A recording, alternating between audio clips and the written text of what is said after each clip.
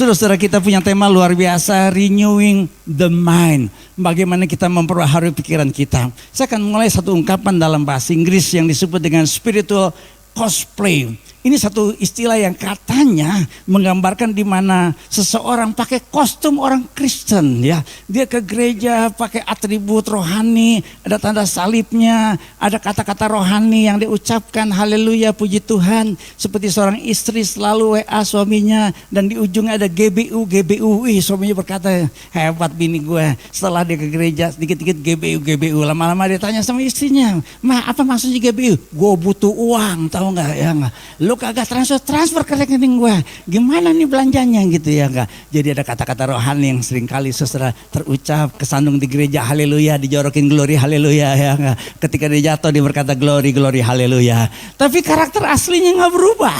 Ini yang jadi masalah saudara, seperti kayak layaknya seorang pemain peran, dia bersandiwara. Menurut penelitian di Amerika Serikat, studi menemukan bahwa sekitar 51% orang Kristen aktif beribadah setiap minggu mengaku tidak melihat perubahan signifikan dalam karakter atau cara hidup mereka selama bertahun-tahun. Jadi artinya aktivitas rohaninya tinggi, hari Minggu ke gereja, mungkin juga ikut macam-macam acara di gereja, tetapi pertumbuhan karakter dan hubungan dengan sesamanya bermasalah. Di antara jemaat gereja di Amerika Serikat, survei juga menunjukkan hanya 14% mengatakan hidup saya berubah total setelah percaya. Sisanya perubahan mereka kecil dan tidak jelas. Saudara-saudara, saya bedakan antara yang namanya reputasi dengan karakter. Reputation and character. Reputasi itu apa yang orang pikirkan tentang saya. Jadi kita seringkali saudara suka berorientasi pada hidup ya, pada citra diri. Jadi kalau kita pakai ini, apa kata orang ya, gitu ya, kita pakai mobil yang aduh nanti biar orang lihat kita ini orang yang sukses, orang yang hebat ya. Tapi saudara, ini adalah pencitraan dan seringkali itu yang disebut dengan kemunafikan. Ada banyak orang saudara cuma punya reputasi sebagai orang Kristen, tetapi karakternya tidak berubah, karakternya tidak nyata saudara.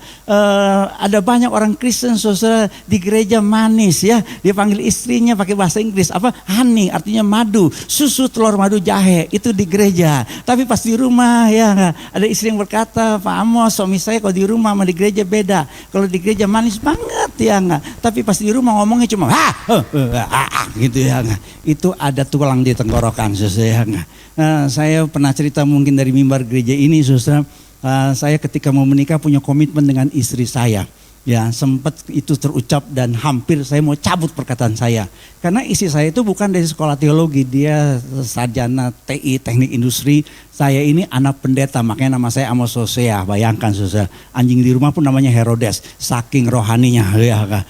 Tapi jujur saya dulu jadi orang Kristen, cuma reputasinya orang Kristen. Tapi dulu hidup saya saudara, karakternya kagak berubah. Kenapa saudara? Karena saya jadi Kristen yang haleluya, hula-hula kesambar halilintar. Puji Tuhan saya sudah bertobat lahir baru dan akhirnya saudara ketika mau menikah ya dengan istri saya ini bukan dari keluarga pelayanan. Ya, bapaknya pensiunan tentara, ya ibunya juga bukan dari keluarga yang melayani. Saya ini dari keluarga yang melayani. Jadi istri saya nanya ya, "Mos, aku perlu nggak sekolah teologi, sekolah Alkitab buat dukung pelayanan kamu?" "Wih, bagus dong." Dia nggak. Apalagi saya pengajar di sekolah Alkitab, sekolah teologi. Saya bilang begini tiba-tiba, "Nanti aja lihat kebutuhan. Tapi yang paling penting kita berdua harus jadi pelaku firman." Ini yang saya ucapkan sebelum menikah nih. Ya, tinggal berapa bulan nih sebelum menikah. Karena sebelum menikah itu istri saya suruh berhenti kerja. Ya enggak. Kerja, kamu udah tinggalin deh. Nanti kita gak ketemu waktunya. Kamu kerja pagi, saya pelayanannya malam. Nanti kita gak ketemu. Udah, ya enggak. Yang penting ya kita bangun pernikahan kita seoptimal mungkin menurut firman Tuhan. Terus tiba-tiba saya ngomong begini sama istri saya. Ya, pokoknya kalau kita berdua ada masalah serius, masalah besar, ya, gue nggak mau khotbah. Masalah kita mesti selesai dulu, baru gue mau khotbah. Itu yang saya katakan buat istri saya. Saya hampir susah mau cabut perkataan saya itu. Kenapa? Karena pernikahan itu pasti ada masalah, betul nggak? Mana ada pernikahan yang gak ada masalah. Kalau saudara menikah, "Pak Amos, sejak kami menikah sampai hari ini gak ada masalah." Itu bukan menikah, itu kos-kosan. Karena pernikahan itu kan dicocok-cocokin sampai cocok. Ikuti kalimat saya saudara ya, kayak ini saya ngomong buat jemaat ya. Pernikahan itu bukan karena cocok, tetapi dicocok-cocokin Sampai cocok. Papa saya Chinese, ibu saya Ambon, bayangkan. Papa saya Tenglang, mama saya Ambon. Mereka berdua aja udah beda. Ya enggak, tradisi udah beda. Papa saya Sinciaan, ya. Mama saya orang Ambon, nyanyi-nyanyi, ya enggak. Isi saya, bapaknya Jawa, ibunya Manado. Waduh, ya, dari etnisnya kita udah beda. Belum temperamen, betul enggak? Ya. Jadi pasti ada masalah. Aduh, ini gimana ya? Ya, ntar gua ada masalah. Jadi kalau saya cancel khotbah itu berarti saya ada masalah sama istri saya. Jadi kalau saya udah dijadwal di sini, tahu saya cancel, itu berarti tolong kirim GoFood ke rumah untuk damaikan kami berdua, sayang. Karena kenapa saya nggak mau jadi spiritual cosplay, ngomong di mimbar, haleluya, padahal gue lagi mangkel sama istri gue yang di depan. Saya nggak mau. Tapi puji Tuhan sampai hari ini, pernah lu Pak Agus, kita tegang, kita diem-dieman, tapi saya bersyukurnya saya ekstrovert. Saya tuh nggak bisa diem-dieman lebih dari 5 menit. Ya enggak. Dan saya ini kan humoris. Saya bercanda-bercandain, ya enggak. Istri saya diem aja, ya enggak. Terus saya sodorin, ya enggak. Voucher. Langsung dia ketawa, ya enggak. Voucher Gojek. Kenapa? Karakter itu apa kata Tuhan? Amos Hosea boleh dibilang, wih pendeta hamba Tuhan gembala. Tapi Tuhan bilang, ini cuma spiritual cosplay nih. Ya cuma jadi kernet nih. Ngomong firman Tuhan tapi gak jadi pelaku. Waduh saya gak mau. Sampai hari ini saya berjuang. Saya gak bilang saya udah sempurna. Kalau udah sempurna saya jalan melayang-layang. Tapi saya punya motivasi hidup berpadanan pada ketaatan. Harus otentik. Harus punya integritas. Anak saya bisa lihat. Amos Hosea bapaknya kalau khotbah dipraktekin gak di rumah. Pembantu saya di rumah. Gak ada. Ya. Dia gak makasih. Gak punya pembantu kami di rumah. Character is a man in the dark. Karakter itu aslinya orang. Kalau nggak ada siapa-siapa tetap nggak seperti itu. Kan ada banyak orang kadang-kadang saudara pasti saudara ini penting banget. Lu mau diberkati Tuhan? Yang mau diberkati Tuhan boleh angkat tangan saudara. Dengar nih perkataan Billy Graham ini. Ini hamba Tuhan berkata begini. When wealth is lost, nothing is lost. When health is lost, something is lost. But when character is lost, all is lost. Banyak orang Kristen tidak diberkati Tuhan. Kenapa saudara? Karena karakternya orang salah. Kita bisnis aja deh Bapak. Saya punya teman banyak orang bisnis. Ya enggak? Kita sekali nipu habis bisnis kita. Betul enggak? Coba di Tokopedia tuh, di TikTok. Dikomentarin. Bener saya mau beli satu produk, terus ada satu komen. Nih barang gak asli, gak jadi saya beli. Ya enggak, bener. Ya kan, kita kan mau beli barang kan selalu gini. Ini aja nih teman gue nih. Iya enggak. Coba kok teman kita nipu kita. Mau kita rekomendasi sama orang. Enggak, kita doain dia. Tuhan cabut nyawanya. Mati lu sekalian lu ya enggak. Gue ketipu sama lu, bener. Ini dunia udah makin susah saudara. Saya gak ngomongin perang ya. Saya mau komentarin, saudara kalau lihat di YouTube banyak penafsiran tentang akhir zaman Iran begini. Saudara, saya bilang tadi pagi sama jemaat, ya karena saya dikirim untuk beberapa video YouTube. Saya tahu juga pengkhotbah yang saya kenal. Saya bilang jangan khotbah cocok-cocokin semua. Orang dibikin takut orang gini. Bilang singar yang berkata, aduh Pak Gembala, akhirnya saya tahu saya nggak perlu merit nih tahun. Tuhan sudah mau datang.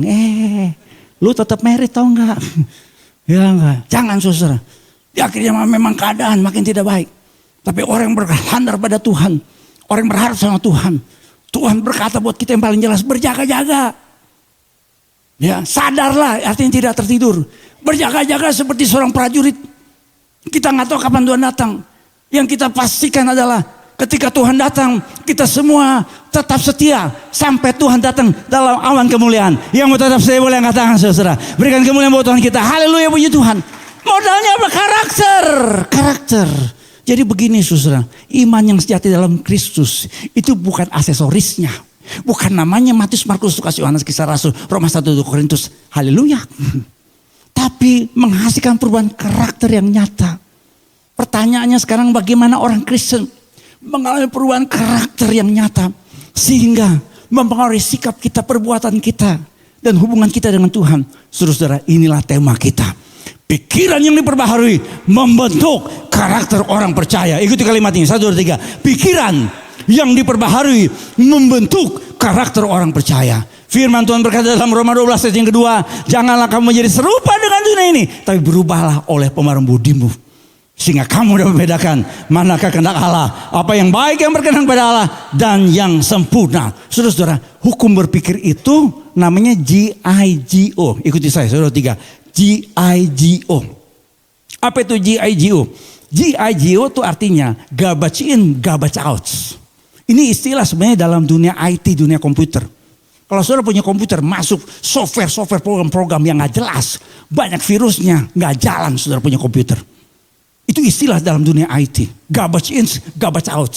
Tapi ini istilah juga yang benar dalam pikiran kita. Karena ada banyak orang tanpa sadar, pikirannya sampah, keluarnya juga sampah. Kalau orang berkata sama saya, Pak, kok saya begini ya Pak? Kok saya kehilangan sukacita? Kok saya kayaknya gak damai? Kenapa? Pikirannya masuk. Itu sampah semuanya. Coba kita lihat perbedaan. Mengisi pikiran yang benar dengan pikiran yang buruk. Sumber pikirannya beda. Kalau pikiran kita tuh cuma bacaan kotor, tontonan yang violence, pornografi, isinya cuma gosip, hiburan yang gak jelas, pikiran yang dipengaruhi oleh hawa nafsu, kemarahan, iri hati, fantasi-fantasi yang tidak kudus, itu akan menghasilkan sampah. Tapi kalau pikiran kita diisi oleh firman Tuhan, bacanya membangun, tontonan film yang sehat, ya, pikiran kita jadi jernih, bijaksana dan terarah. Dan juga mari kita lihat sikap hati kita berubah. Kalau orang saudara mengisi pikiran yang buruk, ya, maka sikap hatinya adalah apa? Kecanduan, kebencian, keinginan dosa dan pemberontakan. Sehingga perilakunya terjadi penyimpangan. Beda dengan orang yang mengisi pikirannya dengan damai sejahtera, sukacita dari Tuhan. Ada yang namanya penguasaan diri kasih. Dan hidup lebih bijaksana dan berhati-hati. Saudara-saudara, kemarin berapa tahun yang lalu 2020 5 Maret. Ada seorang remaja perempuan berinisial NF 15 tahun. Dia mengaku ya habis bunuh seorang bocah usia 6 tahun. Seorang bocah pria di daerah Sawah Besar Jakarta Pusat. Kenapa? Karena terinspirasi dari film yang dia tonton. Jasadnya disimpan dalam lemari. Dan dia berkata, saya tidak menyesal. Saya polisi panggil seorang psikolog. NF remaja ini ternyata punya kecenderungan psikopat. Karena terobsesi dengan karakter film horor. Chucky, Slenderman. Sejak kecil suka menyiksa binatang. Buku hariannya diperlihatkan oleh polisi di hadapan wartawan. Gambar-gambar yang menyeramkan dan tulisan yang menunjukkan gangguan emosi. Di Amerika ada seorang yang namanya James Holmes. Dia masuk di sebuah bioskop di pemutaran perdana film Batman. Dia masuk, dia bawa senjata, dia tembak. 12 orang terluka, ya 12 orang meninggal dan puluhan yang terluka. FBI tangkap dia. Digerebek apartemennya. Dipikir dia terasosiasi dengan ISIS. Ternyata di apartemennya gak ada hubungannya dengan ISIS. Yang ada adalah aksesorisnya The Joker. Saudara-saudara mungkin tahu kalau film-film di Amerika superhero seperti Batman, ya Spider-Man, Iron Man dan Cemen kan ada musuhnya. Salah satu musuhnya Batman namanya The Joker. Yang membunuh orang hanya untuk senang-senang, killing people just for fun. Dia terobsesi dengan The Joker. Yang membuat Amerika kaget, dia ini kuliah sempat di program PhD. Program doktoral. Ilmu yang diambil jurusannya apa? Neuroscience, ilmu saraf. Dia saraf sendiri. What your thoughts? For they become your words. What your words? For they become your actions. What your actions? For they become your habits. What your habits? For they become your character. Watch your character. For it becomes your destiny. Yang mau diberkati Tuhan boleh angkat tangan saudara. Jaga pikiran kita. Haleluya, berikan kemuliaan buat Tuhan kita karena ini peringatan dari Tuhan buat kita. Bagaimana orang Kristen memperbarui pikirannya? Saudara-saudara, 3C. Yang pertama, correcting the mind. Benerin pola pikir menurut benar Allah. Apakah setiap hari kita mengoreksi cara pikir kita? Cara pikir kita dengan firman Tuhan. Atau membiarkan kita dibentuk oleh opini dunia ini. Oleh TikTok. Oleh Instagram. Oleh YouTube. ketika kita menghadapi konflik, apakah ego kita atau firman Tuhan? Kita merasa kita punya harga diri. Itu yang kita pertahankan. Bukankah hidup kita bukannya kita lagi, tapi Kristus yang hidup dalam diri kita.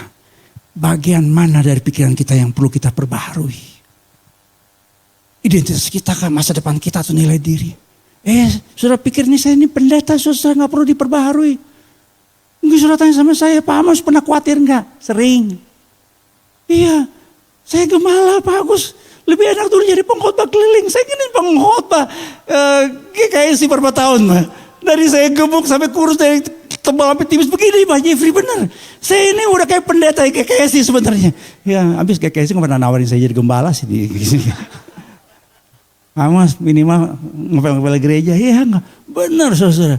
Dari itu di Design Center hari Kamis ke Grogol. Aduh, ya dulu di Grogol sore itu ada ibadah itu. Pak Anton Abednego itu benar jemaah saya. Mandarin, apa tuh yang satu lagi tuh Teochew. Iya enggak, sampai Pak Anton Abednego tapi pusing terjemahin saya. Karena saya bikin joke. Ya Pak Amos ini lucunya apa ya? Ya udah. Bener. Ya enggak, ini udah dah ya enggak. Terus sebelum ada di Kuningan betul kemana-mana ya enggak. Saya ini ngikutin GKSI Bethlehem nih kayak bangsa Israel ngikutin tiang awan dan tiang api gitu ya enggak. Makanya pas udah di sini ibadah, saya nungguin. Jangan waktu susah doang dong saya diundang. Pas udah diberkati mesti undang juga. Akhirnya ada undangan juga. Tinggal Bu Feni yang protes. Bu Feni bilang, apa susah diundang? Bener juga ya. Bukannya GKSI melupakan saya. Dan sayanya so sibuk. Pokoknya kalau saudara ada makanan nganggur, telepon saya. Ya enggak. Saya selesaikan secara jantan. Ya. Saya khawatir loh, beda. Teman-teman bikin joke. Pak Amos enakan mana? Pengkhotbah keliling apa jadi gembala? Pengkhotbah keliling lah. Saya khotbah satu hari seharian, pulang tidur nyenyak. Ya enggak. Saya kadang-kadang di jemaat enggak khotbah. Teman saya yang khotbah. Saya datang, saya yang stres. Aduh, ini SOP enggak jalan. Aduh, ya enggak. Pas ke toilet, aduh, ini kok ya enggak. Gitu ya enggak. Aduh, ya enggak. Belum lagi lihat keuangan. Oh Tuhan, kenapa defisit ya? Saya kan bukan pendeta yang dari mimbar. Saudara boleh cek, saya punya khotbah. Nah, saya tidak pernah ngomong sama jemaat. Kalau saudara tidak memberi, nggak diberkati, nggak pernah. Ya enggak. Ini direkam ya. Saya gembala, nggak pernah lihat rincian. Siapa yang kasih persepuluhan, nggak pernah Pak. Saya manusia Pak. Saya cuma lihat ujungnya, defisit. Oh ya, haleluya. Oh ada sedikit elan. Kenapa? Karena saya nggak mau. Ya subjektif. Ya enggak. Dan saya tidak pernah pakai indikator. Kalau kasih persepuluhan baru jadi pengurus, nggak pernah. Saya belajar ajar jemaat. Ya, kalau saudara milik Tuhan, beri yang terbaik. That's it udah. Ya enggak. Ada jemaat, aduh Pak Amos, saya belum bisa kasih persepuluhan. Jangan lapor sama saya. Itu bukan urusan saya. Saya cuma hamba Tuhan. Pak Amos, saya bilang, nggak apa-apa. Yang penting hati kita tetap menyembah Tuhan. Ya, apa nggak khawatir? Khawatir. Jemaat kan nggak mau tahu. Nih saudara masuk nih, gedung. AC nggak dingin. Coba. Aduh, gimana nih, Pak Gembala, Pak Hengki nih. Aduh nggak dingin AC bener. Makanya kalau saya khotbah di jemaat, ada yang begini-begini, saya langsung khawatir. Aduh, AC ini, aduh, sekali rusak tuh AC sentral. Saya jadi curhat di sini. Tiap hari saya harus terus perbaharui pikiran saya. Terus saya bilang, saya nggak perlu berapa, saya perlu. Ya, harus. Ya, terus menerus. Saya dengan istri tiap hari disiplin. Kami ada jam doa. Ya, siapapun yang khotbah saya dengar. Tiap hari saya konsumsi firman Tuhan. Tiap hari saya belajar firman Tuhan. Kenapa? Saudara, ada banyak orang Kristen yang mengecewakan pekerjaan Tuhan. Kenapa? Karena Mahatma Gandhi pernah berkata, I like your Christ. I don't like your Christians. Your Christians are so unlike your Christ. Mahatma Gandhi pernah berkata, if all Christians acted like Christ, the whole world would be Christians. Mother Teresa pernah berkata, Gandhi felt fascinated in knowing Christ. Mahatma Gandhi tokoh besar orang India. Sampai hari ini fotonya ada di rumah-rumah orang India. Ini seperti kayak Soekarno buat kita. Dia tokoh besar di India. Dia baca Alkitab. Dia anti kekerasan. Kenapa? Karena baca Alkitab. Tapi pas ketemu orang Kristen, Mother Teresa berkata, he met Christians and felt let down. Dia kecewa. Kenapa? Dia pernah ke gereja orang kulit putih di Afrika Selatan. Dia baca Alkitab, Tuhan Yesus mengasihi semua orang tanpa membedakan warna kulit. Tapi waktu di Afrika ada yang namanya apartheid, sebuah paham politik. Manusia dibedakan berdasarkan ras, warna kulit. Saudara-saudara, sampai di halaman gereja kulit putih dicegat oleh Greater Usher. Dia beda dengan gereja Kristen Sangkakala, Bethlehem, Jemaat Saint Moritz yang menyambut jemaat dengan sukacita. Betul ya? Ya kan, semua kayaknya yang Greater Usher kita kan terima jemaat dengan sukacita ya Pak Jeffrey ya. Gitu kan, nggak ada yang pas masuk. Tolong ya, nomor rekeningnya berapa ya? Tolong langsung lihat, nggak ada kan? Gitu kita terima semua dengan sukacita, betul nggak? Ya kan, haleluya. Tapi tidak dengan yang namanya Mahatma Gandhi. Sampai di halaman gereja, hampir di halaman gereja. Menurut cerita yang saya baca, dia dicegat oleh Greater Usher-nya. Dan berkata, this church is not for you. Your church is over there. Gereja ini bukan buat Anda. Gereja Anda di sono. Keluar loh dari gereja ini. Dia berkata, I like your Christ. I do not like your Christians. Kenapa? Karena ada banyak orang Kristen. Tahu ayat Alkitab. Tahu harus mengasihi sesama. Tahu hukum kasih. Tapi tidak memperbarui pikirannya dengan firman Tuhan. Kenapa? Karena tidak cultivating new habits. Yang kedua, bangun kebiasaan baru yang lahir dari pikiran yang diperbaharui. Apakah kita sedang bangun kebiasaan rohani? Doa, firman, refleksi secara konsisten setiap hari. Dalam tekanan hidup, apakah kita kembali kepada kebiasaan lama atau melatih respon baru yang sesuai dengan kebenaran? Apakah kita bersedia melakukan ketaatan kecil yang diulang setiap hari meskipun tidak langsung terlihat hasilnya? Kebiasaan rohani yang konsisten adalah jembatan antara pikiran yang baru dengan karakter yang baru. Kata berubahlah, itu kata Yunani adalah metamorphoiste. Kata metamorphoiste itu saudara satu istilah yang dipakai saudara dalam dunia biologi. Ya, metamorfosis. Saudara tahu istilah metamorfosis itu perubahan saudara dari apa saudara? Dari telur jadi ulet, jadi ke apa? Ke fong-fong dan jadi kufu-kufu. Ya, ikuti saya ya. Dari telur jadi ulet, jadi apa? Ke fong-fong, ikuti, ke fong-fong ya. Dan kufu-kufu. Ya, saya percaya setelah ini saudara akan ngomong kufu-kufu. Kenapa? Gara-gara tuh pendeta ngomong gitu ya kan. Jadi itu istilah yang dipakai satu perubahan yang terus menerus. Dalam bahasa Yunaninya itu bentuk present tense. Terus menerus. Firman Tuhan berkata berubahlah sekali saja. Tidak. Terus meneruslah diubah. Ini proses umur hidup. Bukan keajaiban satu malam. Kita hidup dalam zaman serba instan. Maunya semua serba cepat, tidak bisa. Otak kita tuh menurut para ahli. Ada istilah yang disebut neuroplasticity. Apa itu? Ya, penelitian dari Carol Leaf menunjukkan bahwa otak manusia itu bisa ditata ulang. Jadi kalau ya saya ini saya left handed saudara. Saya tangan kiri. Ya, saya kalau nulis tangan kiri. Tapi waktu saya sekolah dulu di SD Bethel Petamburan, saya dibully. Karena pas makan tangan kiri, diginin waktu itu ya istilahnya. Ih kebot lu ya, mas lu kebot. Kebot tuh bahasa Perancisnya tangan kiri, kebot. Ya, left handed, kidal. Kebot lu ya, kebot lu. Ya enggak, pas makan kebot lu, tangan jorok gitu katanya. Udah, saya dibully. Ya enggak, dan itu membuat saya saudara akhirnya belajar. Makan saya paksa dengan tangan kanan. Jadi saya di kantin sekolah, saya paksa permulaan berantakan. Tapi lama-lama saudara saya bisa tangan kiri dan tangan kanan. Sampai hari ini kalau saudara mau buktikan, undang saya makan, saya akan tunjukkan makan dengan tangan kanan dengan lancar. Yang tepuk tangan, saya tunggu undangannya. Alah Pak Amos kayak bisa aja. Ya enggak, minimal GoFood-nya. Ya. Jadi latihan berulang-ulang. Ya enggak. Jadi katanya kalau kita melakukan sesuatu dengan tangan kanan, kita enggak biasa. Berulang-ulang, saraf otak kita, itu jalurnya ada neuroplasticity. Seperti otot. Ya nah, otot, kalau saudara enggak pernah nge-gym, ya, otot saudara tuh terjadi tidak pernah satu malam.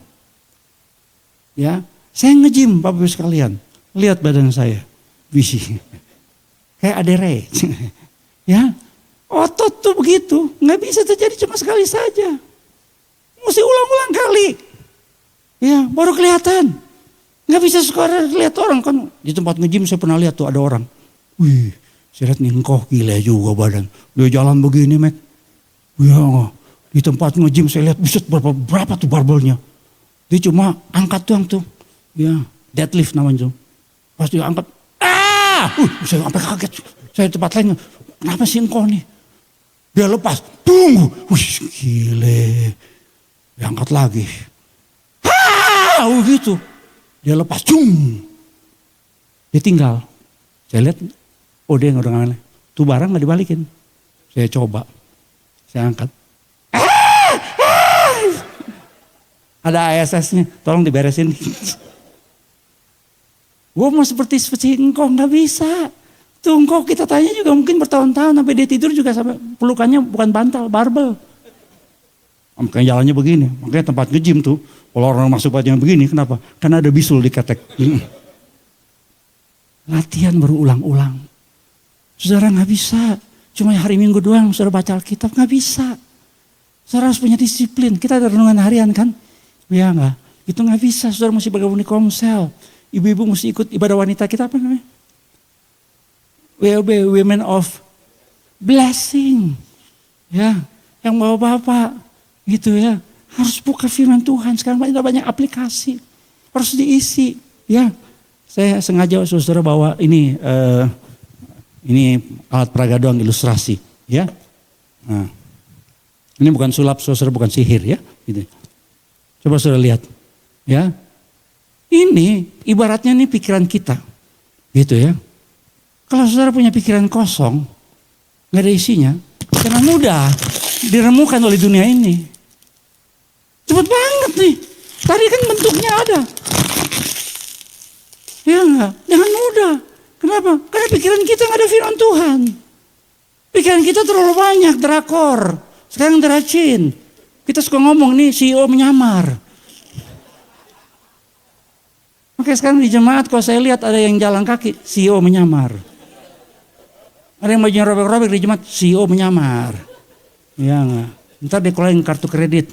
Ya, black gold. Ya enggak. Karena pikiran kita saudara kosong, ada firman Tuhannya.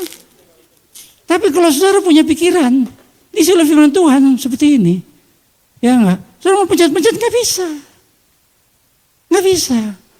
Kenapa saudara? Karena ada isinya. Ya enggak. Kita boleh sama-sama orang Kristen. Kita boleh sama-sama jemaat Tuhan. Gereja Kristen Sangkakala Indonesia. Ya, jemaat Bethlehem St. Moritz. Ya, saudara boleh sama-sama berkata, saya menyembah Tuhan di sini sama. Tapi kalau saudara punya pikiran tidak diisi oleh firman Tuhan, ya enggak. Baru ada masalah sedikit, saudara pikir lain. Ya, baru ada masalah sedikit dengan istri, langsung pikir lain. Istri juga begitu ketika suaminya mulai diculik secara sukarela oleh seorang perempuan di apartemen. Kita mulai sakit hati. Anak-anak muda banyak di Gen Z pindah-pindah kerja. Anak muda di gereja, kenapa lu pindah kerja? Om, habis bos saya nggak enak. Lu cuma begitu doang. Ya enggak, kenapa? Karena gak ada isinya. Gak ada isinya. Ini akhir zaman saudara, saya gak menang ngutin. Ya, kadang semakin tidak menentu, betul gak? Banyak hal yang tidak pernah kita duga itu terjadi. Tapi kalau saudara punya isi ada firman Tuhan, saudara pasti menang, saudara pasti kuat. Saudara punya sukacita dan misalnya Kristus yang berlimpah-limpah, yang melalui akal dan pikiran kita. Berikan kemuliaan buat Tuhan, kita puji Tuhan. Haleluya. Saudara, yang ketiga adalah conforming to Christ. Menjadi serupa dengan Kristus dalam karakter. Target orang Kristen bukan saudara punya toko jadi 7. Target kita bukan punya omset jadi 2T. Mohon maaf, kita ditipu oleh dunia ini saudara. Saya katakan yang namanya keberhasilan dari reputasi yang terlihat. Tetapi keberhasilan kita jadi orang Kristen, apakah karakter kita serupa dengan Kristus? Apakah orang lain mulai melihat perubahan karakter dalam diri kita? Dalam relasi kita, ya. Apakah mencerminkan Kristus atau reaksi kita masih yang lama? Jika kita melihat 1 tahun ke belakang. Saya sering tuh di akhir tahun sama istri saya. Ini tradisi kami dalam keluarga. Istri saya yang memulai. Dan agak risih juga loh. Istri saya yang nanya. Dad, saya dipanggil gitu. Aku berubah gak karakternya? Waduh, saya takut nih jebakan Batman nih jawaban saya. Ya. Saya bilang gak berubah jadi masalah, saya bilang berubah juga jadi masalah ya. Saya bilang, ini mau kemana nih pembicaraan kita nih. Jadi saya sering tuh kalau habis baca firman, kami dari aplikasi doa, terus suka ngomong-ngomong gitu ya. Refleksi yang ngomongannya tuh dalam banget sampai nggak kelihatan, dalam banget gitu ya. Karena pas ya suasananya enak gitu yang kita lagi pagi-pagi kan ya gitu. Tanya, Mas kamu aku berubah nggak? Aduh, maksudnya apa ya? Gitu ya. Ya saya ngomong objektif ya. Aku lihat kamu udah mulai berubah di sini. Tapi yang ini belum. Terus saya, oh iya. Kan dia nanya gitu, saya dong. Ya, kalau menurut kamu aku berubah nggak? Langsung saya ambil itu tuh earbud. Kita nggak suka Pak Agus. Kita nggak suka orang ngomong kita. Istri kita yang paling tahu Pak Jeffrey. Bener, istri kita yang paling tahu kita berubah apa enggak. Ya enggak. Ya. Ketika istri saya komentar, itu kayak ada blind spot. Saudara tahu nggak blind spot? Kenapa saudara naik mobil ada kaca spion? Karena ada blind spotnya. Sekarang ada mobil yang kalau ada mobil samping kita bunyi, kita masih terobos ke akhirnya, awas lu, ambil kaca spionnya ngomong sama kita, awas lu, ya enggak, awas lu, nyemet lu, ya enggak. Itu tukang parkir yang ngomong begitu ya. Ada blind spot. Saya berapa kali loh, ini ngomong saudara, sini saya ngomong sebagai seorang hamba Tuhan yang melayani pekerjaan Tuhan.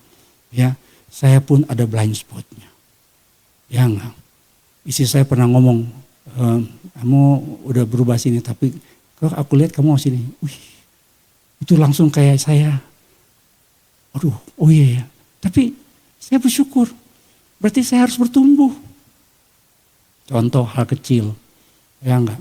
Saya dulu di jalanan, termasuk yang temperamental. Dipotong, kadang-kadang saya udah langsung marah. Ya enggak, saya pepetin. Ya enggak. Sekarang set, haleluya. Set, glory. Set, Tuhan. Bakar. Lu emosi namanya ya. Iya, di situ hal kecil. Tapi istri saya bisa tahu, anak saya juga bisa tahu. Ya, sama anak saya apa? Saya nggak pernah ribut. Pernah saya ribut besar sama anak saya. Ya, tapi akhirnya saya koreksi diri. Ya, kita berdua nangis-nangisan pas habis ribut. Yang jadi penengah mamanya gitu ya. Ribut cukup serius. Ya, oh habis ya waktunya. Ini serius saya ngomong soal karakter Yesus ya. Terus saudara, pertanyaannya, setahun terakhir berani nggak saudara pulang dari tempat ini? Tanya sama kekasih kita, Ma, aku berubah nggak? Tadi istri berkata, kok berubah banyak. Ya, haleluya. Langsung ajak istri kita traktir. Gitu ya. Ya. Tanya juga sama suami. Amin. Saya mau kasih contoh terakhir saudara ini karena waktu saya sudah habis. Kemarin saya browsing di internet ada kesaksian dari petinju. Namanya Manny Pacquiao. Ya enggak. Ini katanya petinju terbaik seluruh Asia. Ya enggak. Coba kasih lihat lagi next. Ini prestasinya. Dia itu juara dalam 8 divisi. Gak ada petinju Asia yang sehebat dia. Ya, bahkan ketika saya cari videonya, ya, karena saya baca quote-quote-nya dia, saya bilang, ini beneran nih orang nih ya. Akhirnya saya temu, dia ngomong nih saudara. Ya, dia dulu gaya hidupnya kena petinju dapat duit banyak, hidup mewah, berjudi, wah udah mabok, ya enggak, selingkuh, ya hidupnya kosong saudara. Tapi tolong dikasih lihat videonya. Dia cerita saudara, dia mengalami perjumpaan dengan Kristus. Dan ini yang dia katakan sebagai orang yang boleh lihat pengalamannya. Dia mau bertinju, ada yang tumpang tangan khusus, ada pendoanya. Ya, dia ada banyak saudara, ini luar biasa. Yang quote-quote-nya dia saya baca, ini udah gak main-main nih orang nih. Ya, dia berani ngomong soal LGBT sampai Nike yang sponsor dia cut off dia bilang gak peduli. Nike gak bayar dia. Karena dia tetap berkata yang namanya Tuhan menciptakan laki-laki dan perempuan dalam pernikahan. Dia Adam and Eve, not Adam and Steve, bukan. Dia pernah ditanya apa rahasia hidupnya hingga seperti berubah. Saudara lihat yang dia katakan. Ya, read the Bible continually and pray continually. Walaupun dia sudah terima Tuhan Yesus, dia terus memperoleh hidupnya dengan baca firman dan selalu berdoa. Pikiran yang diperbaharui oleh kebenaran firman Tuhan akan membentuk karakter yang serupa dengan Kristus. Yang setuju katakan amin. Yang setuju berikan kemuliaan buat Tuhan kita. Haleluya, puji Tuhan.